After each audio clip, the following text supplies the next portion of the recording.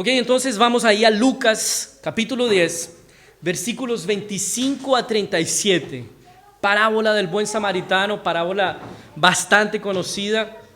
Vamos a ver cómo el Señor nos instruye a que debe ser el amor entre y de cristianos.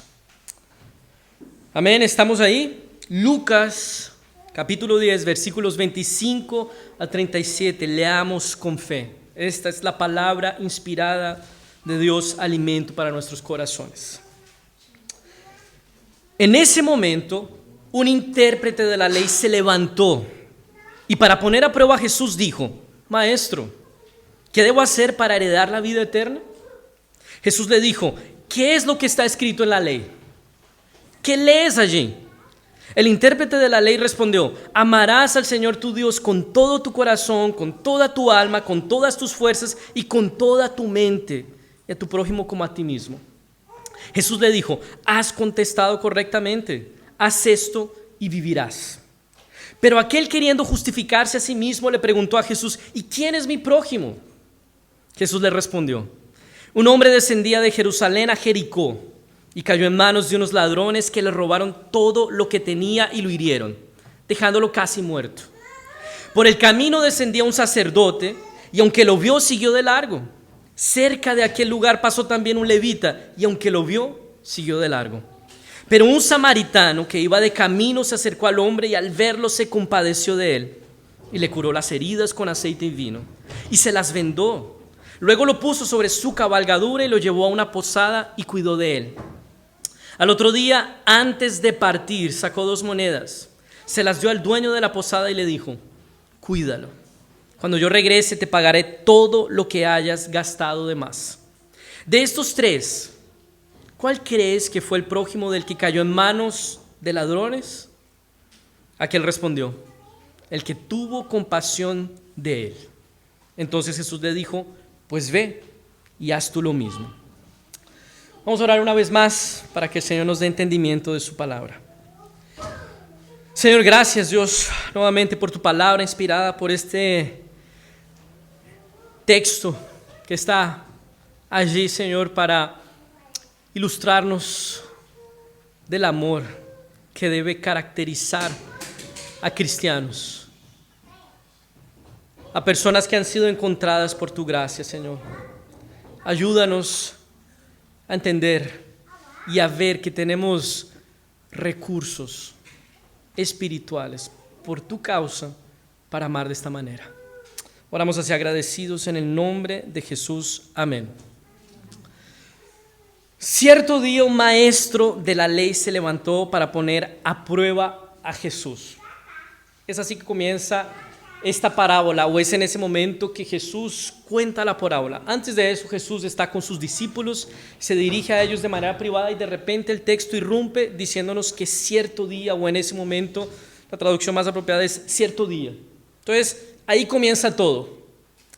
Y se levantó para poner a prueba a Jesús. Ya hemos hablado bastante de los fariseos y fíjense que la actitud no es diferente a la de alguien hostil. Él no está interesado en aprender de Jesús. Él quiere ponerlo a prueba. Probablemente él está buscando que Jesús diga algo en contra de la ley, algo que subestime a la ley, para que él tenga materia para acusarlo, ¿no? Y aquí la pregunta del fariseo es: ¿qué debo hacer para heredar la vida eterna? Y fíjense la pregunta, porque esta pregunta retrata lo que este y los demás fariseos suponen sobre la vida eterna. ¿Qué debo hacer para heredar la vida eterna? ¿Qué es lo que estos fariseos suponen sobre la vida eterna? ¿Qué es resultado de algo que hacemos? Dicho de otra manera, que la salvación es una recompensa por algo que nosotros realizamos, es algo que nosotros conquistamos por nuestro propio esfuerzo y no un regalo inmerecido de Dios. ¿Qué debo hacer?, está preguntando el fariseo. ¿Qué debo hacer para heredar la vida eterna? Y Jesús le responde, yo creo que para meterlo en su propia trampa: ¿qué dice la ley? La respuesta del fariseo es un resumen preciso y exacto de la ley. Él responde bien. Fíjense, versículo 27. El intérprete de la ley respondió: amarás al Señor tu Dios con todo tu corazón, con toda tu alma, con todas tus fuerzas y con toda tu mente, y a tu prójimo como a ti mismo. Entonces tenemos aquí un resumen perfecto de la ley de Dios. Amarás a Dios con todo tu corazón, con toda tu alma, con todas tus fuerzas y con toda tu mente, y a tu prójimo como a ti mismo. Vamos a entender estos dos aspectos de un único mandamiento. En primer lugar, la ley exige que todas las facultades de tu ser, representadas por todo tu corazón, toda tu alma, todas tus fuerzas y toda tu mente, estén completa y absolutamente sumisas a Dios. En resumidas cuentas, obediencia y fidelidad perfectas a Dios. Ese es el primer punto de la ley. Obediencia y fidelidad perfectas a Dios. Segundo punto, y a tu prójimo como a ti mismo. Entonces, el amor por el prójimo al que somos llamados no tiene que ver con afectos y sentimientos por él. Tenemos que sacar esa idea de nuestra cabeza de que amor al prójimo es un afecto y un buen sentimiento hacia nuestro prójimo. No, tiene que ver con buscar su bien.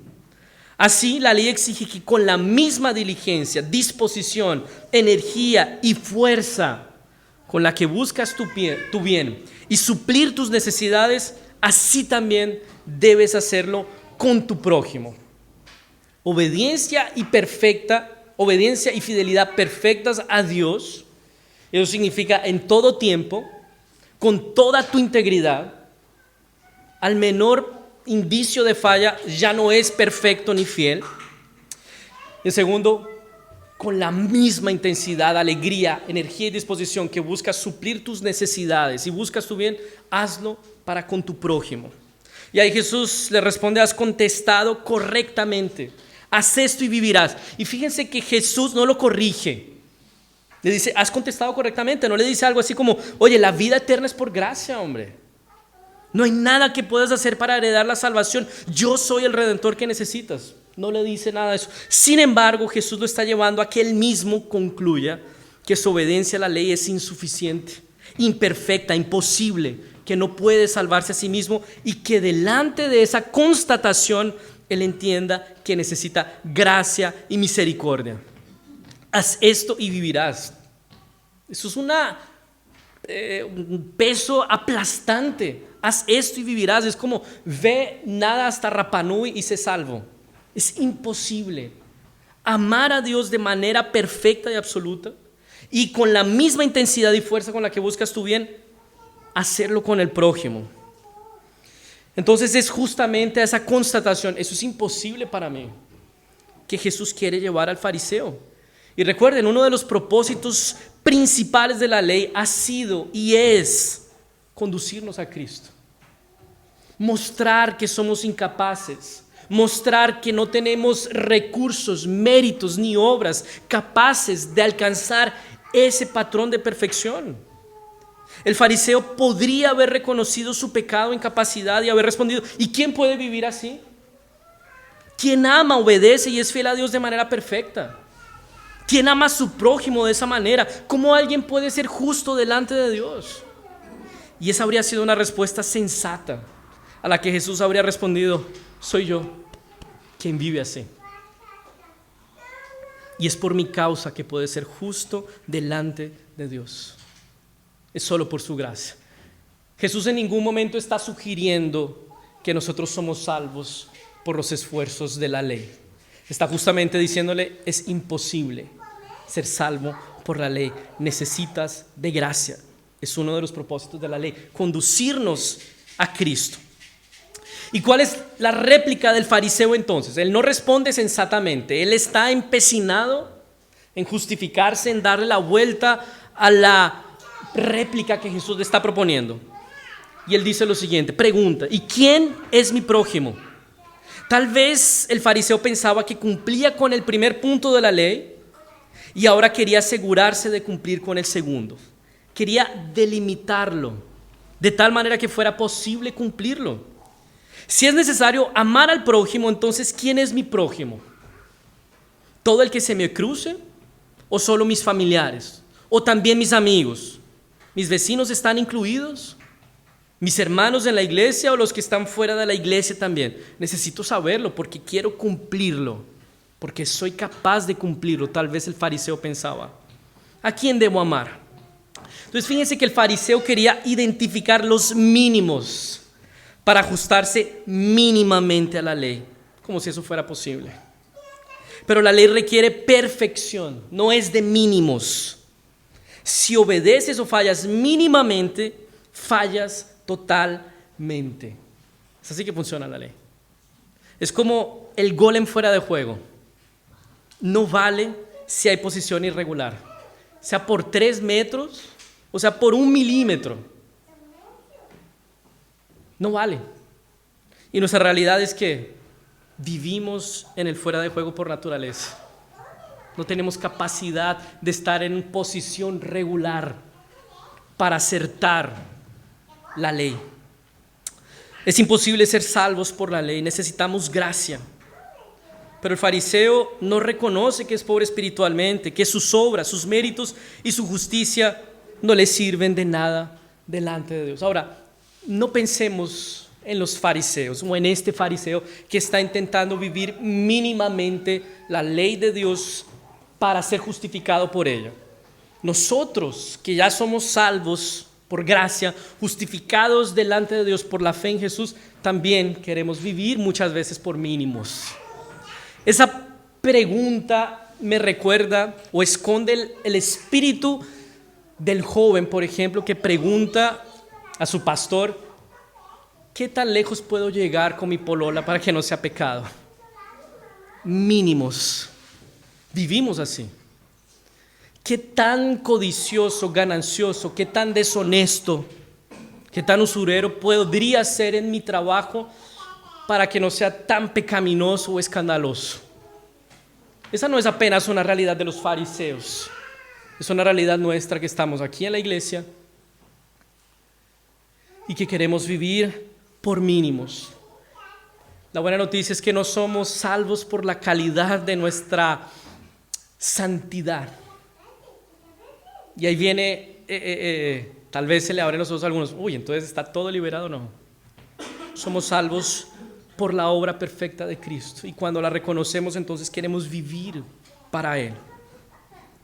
Entonces pensemos en nosotros mismos, porque muchas veces queremos vivir de esa manera y reducimos el propósito de la vida cristiana a no pecar, a no caer, cuando el propósito de la vida cristiana no es ese, es disfrutar a Dios, gozarlo para siempre.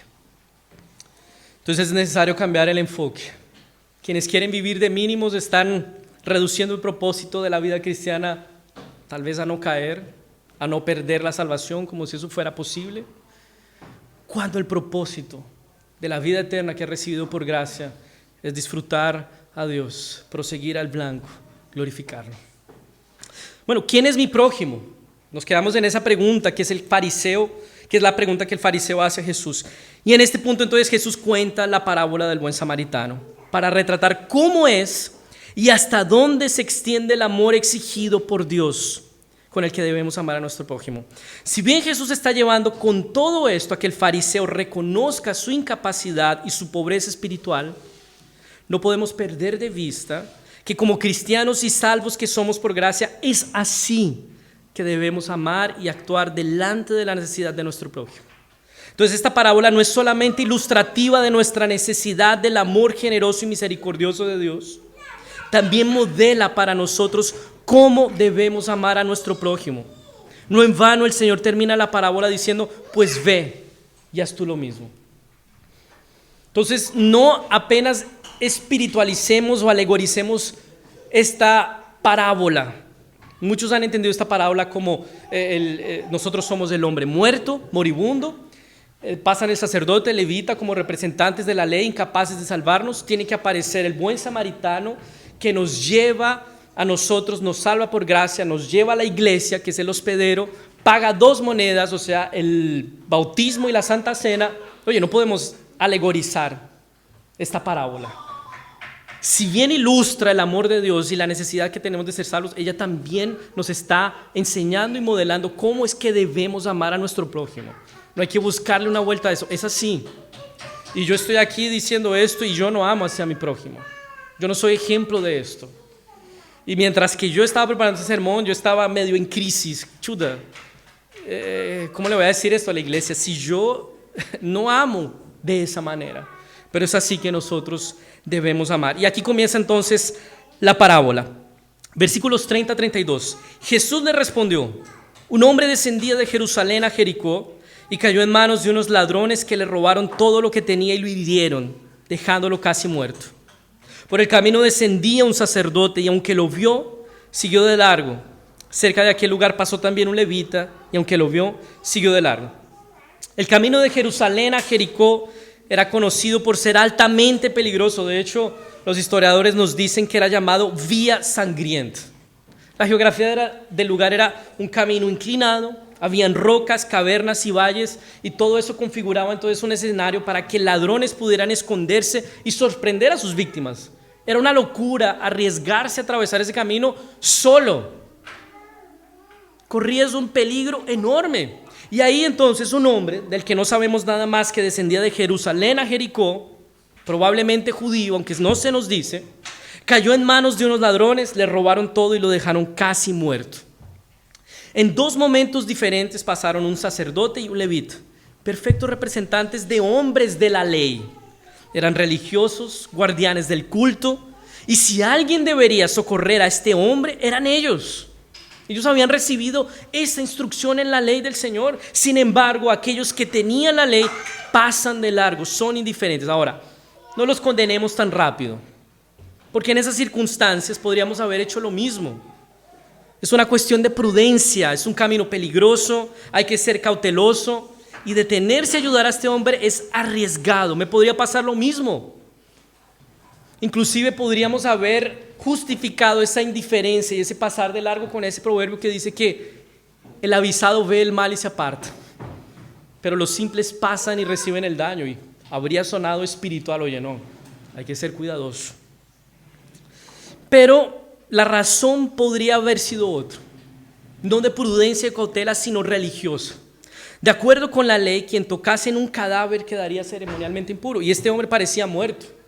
Y si no estaba muerto, estaba a punto de morir. Y si yo toco en ese cadáver como un sacerdote y un levita, esto me va a impedir de oficiar en el culto al Señor, que es realmente importante, sagrado, por 7 días hasta que yo fuera puro.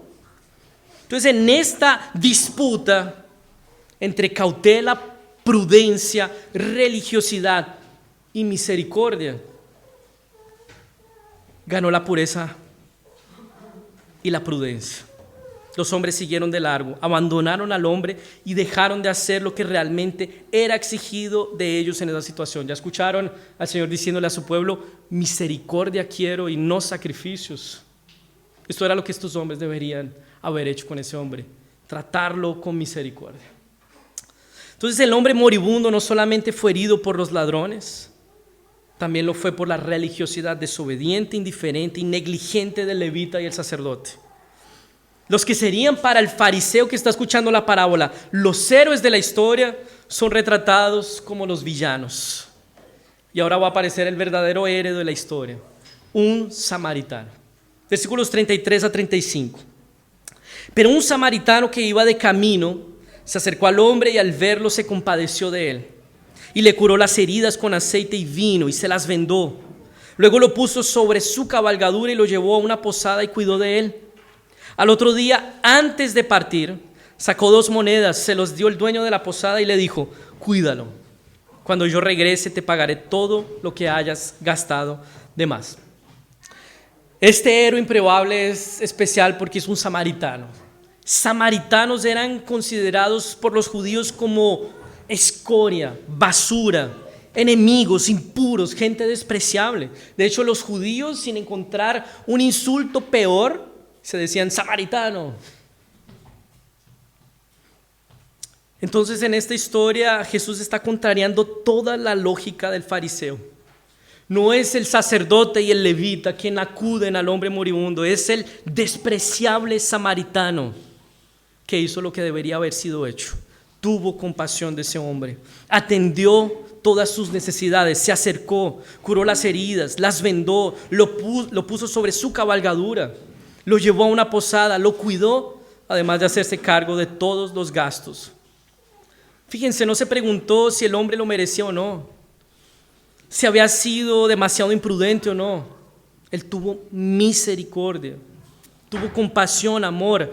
La historia está retratando un amor sacrificial y generoso, que supera los méritos, las enemistades y que busca de manera práctica y concreta el bien de que sea que esté en necesidad, inclusive de tus enemigos.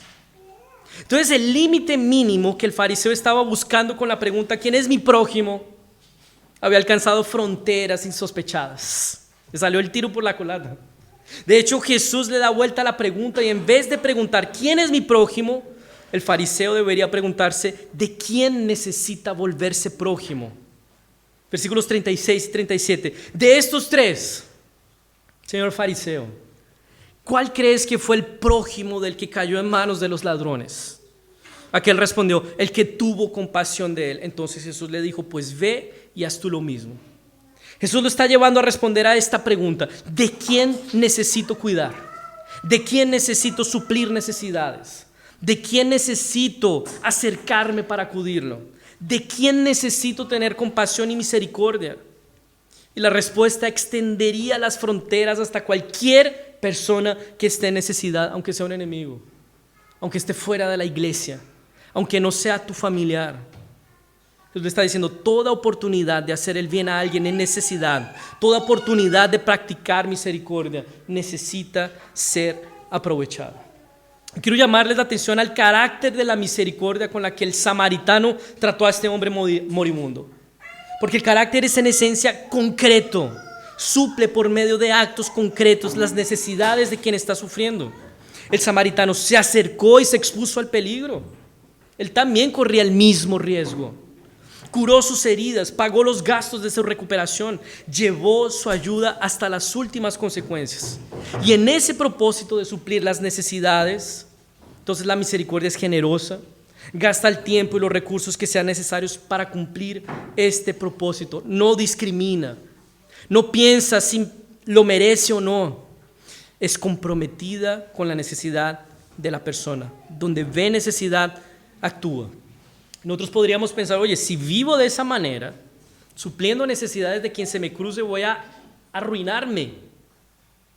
No pienses en las necesidades del mundo. Quiero llamarte a pensar en los que tienes más cerca. ¿Será que por ventura estás notando la necesidad de tu hermano y comprometiéndote con ella? Yo sé, les estoy proponiendo mínimos, cuando no se trata de mínimos. Pero si no hacemos esto, ni siquiera aquí en la iglesia no pensemos en hacer algo fuera de ella. ¿Cómo estás tratando la necesidad de tu hermano?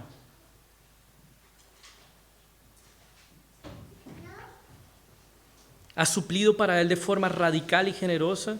¿Te has acercado siquiera? Es así, de manera práctica y concreta, que debemos amar a nuestro prójimo. Ahora yo les quiero llamar a la atención sobre la parábola. Se concentra en el segundo punto de la ley, ¿verdad? Amar al prójimo como a uno mismo.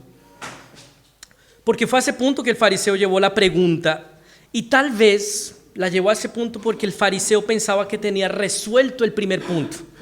Amar a Dios con totalidad. Oye, este punto está ok, quiero saber el segundo. Ahora, yo creo que nosotros también podríamos pensar igual que el fariseo, que tenemos resuelto el primer punto. ¿Por qué? Porque nos gusta la idea de amar solamente a Dios. ¿Por qué? Porque pensamos el amor de Dios como algo privado, íntimo, subjetivo. Lo llevamos al ámbito personal y hacemos del amor de Dios una experiencia individual en la que nadie puede juzgar y evaluar mi amor por Él. Si yo lo digo, ¿quién eres tú para decirme que no amo a Dios? Si así lo siento en mi corazón, ¿quién eres tú para opinar sobre mi corazón y mis sentimientos? Es algo muy subjetivo, amar solamente a Dios. Nadie te puede decir o recriminar, evaluar o juzgar una experiencia personal, subjetiva e interior. Pero el Señor no nos da esa posibilidad. La evidencia de que amamos a Dios no son apenas confesiones de que lo amamos. No son apenas sentimientos y afectos por Él.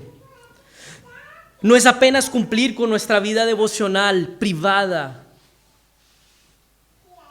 Todo eso es de la mayor importancia, pero tanto el levita y el sacerdote se dirigían a cumplir su vida devocional y ritual y fallaron en obedecer a Dios. ¿Cuál es la evidencia de nuestro amor a Dios? Primer punto de la ley. ¿Qué es lo que testifica que amamos a Dios? Que amamos al prójimo, que buscamos su bien, que perdonamos, que lo servimos, que compartimos con Él lo que tenemos, que procuramos suplir sus necesidades de manera concreta y real, que invertimos tiempo y recursos en hacer esto posible, que anteponemos el beneficio de otros al nuestro. Es así que la parábola nos está diciendo que debemos amar a nuestro prójimo. Es así. Y solo se puede amar al prójimo de esa manera si hemos experimentado el amor de Jesús por nosotros. Solo podemos dar lo que hemos recibido. Solo podemos tratar con misericordia si hemos recibido misericordia. Solo podemos amar a otros si hemos sido amados de manera perfecta por Dios. Entonces, lo que demuestra que tenemos vida eterna es la manera en que tratamos a nuestro prójimo en necesidad. La vida eterna, lo repito, no es una experiencia individual y subjetiva, centrada en mí y solo para mí. Es una vida en la que nuestros corazones fueron regenerados, están siendo transformados y nuestro amor por Dios se traduce en amor al prójimo. No podemos separar el amor a Dios del amor al prójimo.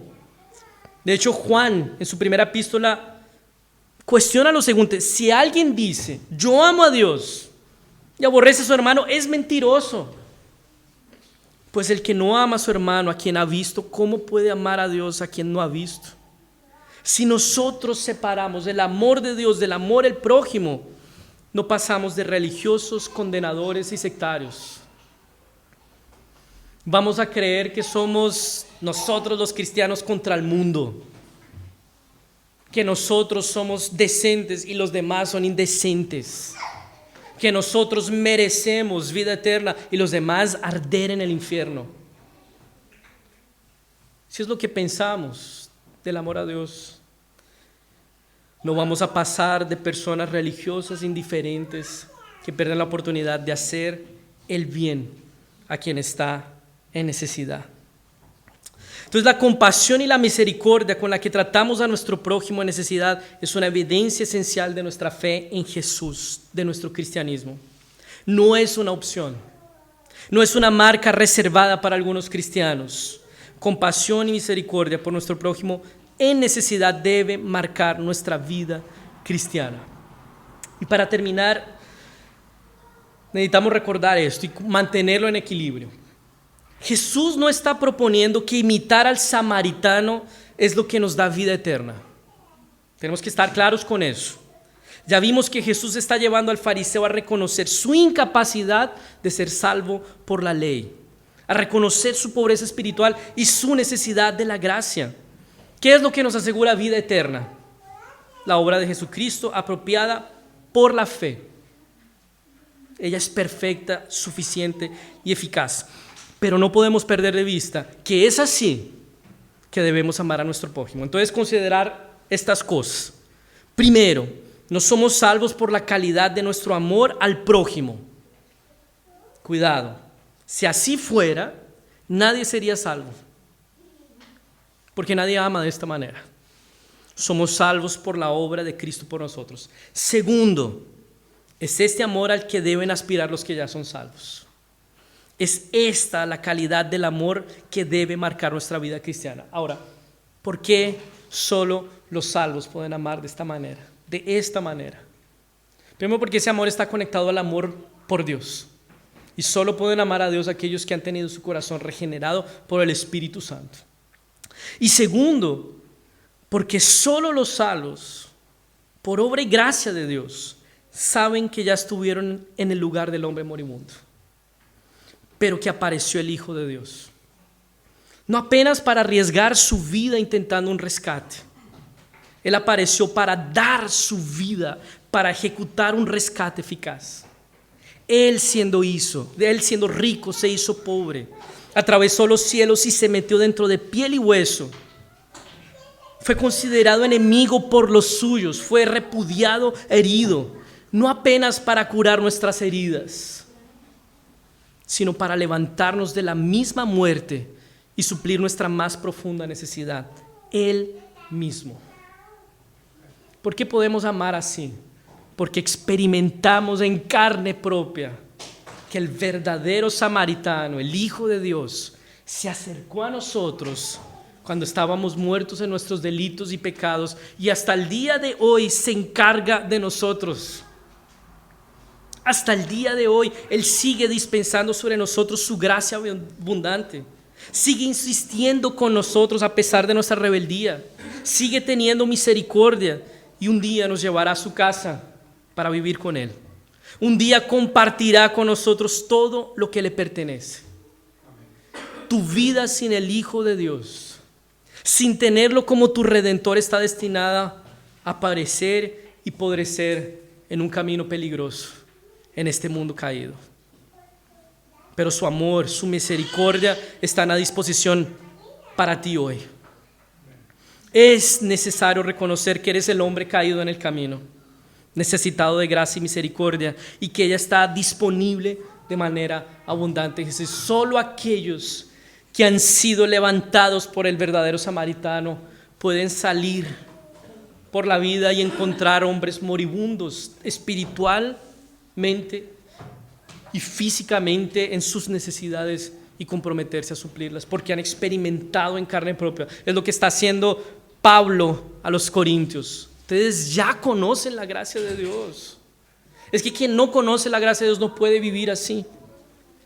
Entonces la parábola del buen samaritano no solo habla de cómo se debe amar al prójimo, habla de la forma generosa en que fuimos amados por Dios, de cómo somos incapaces de salvarnos a nosotros mismos, de cómo es necesario que alguien más nos salve, de cómo ama quien fue objeto del amor, la gracia y la generosidad de Dios. Que el Señor nos ayude y nos dé su gracia para amar de esta manera, porque amar de esta manera es lo que evidencia que el verdadero samaritano te alcanzó. Oremos.